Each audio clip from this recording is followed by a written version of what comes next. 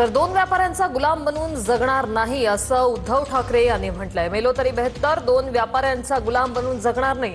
उद्धव ठाकरे यांचा मोदी आणि शहांवर नाव न घेता निशाणा। मी गद्दारांसोबत गेलो तर मला किती कोटी मिळतील असंही उद्धव ठाकरे यांनी विचारलंय। बाळासाहेबांनी मराठी माणसाला जगायचं कसं हे पहिले शिकवलं।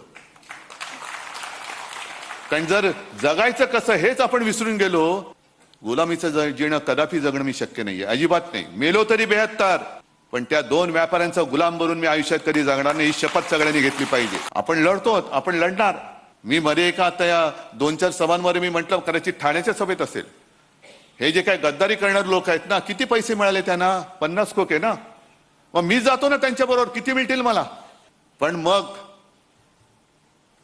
मला यांचं नाव घेता नाही येणार, यांचं नाव नाही घेता येणार मला। मी नालायक म्हणून या पिढीमध्ये, या घराण्यामध्ये जन्माला आलोय, हा शिक्का माझ्या कपाळावरती मी कधी लागू देणार नाही।